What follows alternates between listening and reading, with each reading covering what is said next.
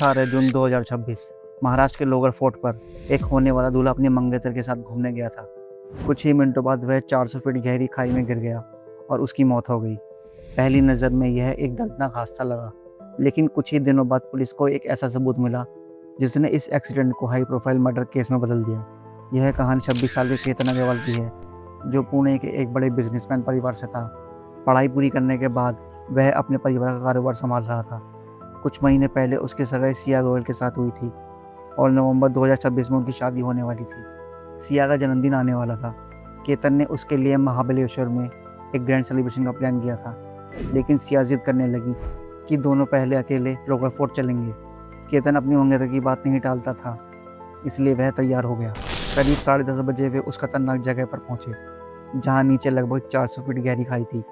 केतन किनारे पर खड़ा होकर फोटो खिंचवा रहा था। अचानक कुछ ही सेकंड में सब बदल गया। केतन खाई में गिर गया। सिया जोर जोर से रोने लगी, लोगों से मदद मांगी और तुरंत पुलिस और परिवार को फोन कर दिया।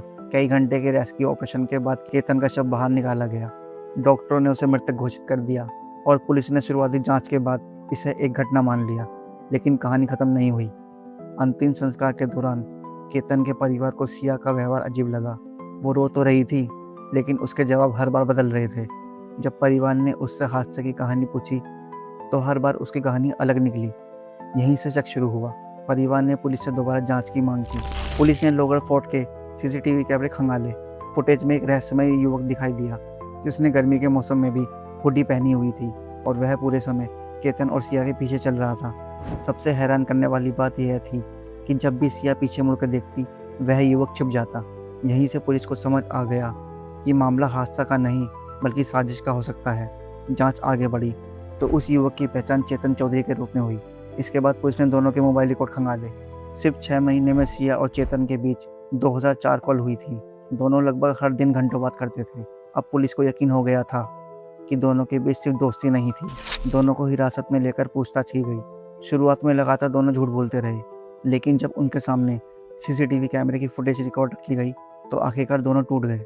उन्होंने कबूल किया कि वे पहले एक दूसरे से प्यार करते थे, लेकिन परिवार ने सिया की शादी केतन के साथ तय कर दी थी। सगाई के बाद दोनों ने फैसला किया कि अगर केतन रास्ते से हट जाए तो किसी को उन पर शक नहीं होगा। योजना के मुताबिक सिया ने पहले भी केतन को उस फोर्ट पर धक्का देने की कोशिश की थी, लेकिन वह बच गया। पहली कोशिश नाकाम होने के बाद दोनों ने दोबारा प्लान बनाया। 18 जून को चेतन चुपचाप उन दोनों के पीछे फोर्ट पहुंच गया।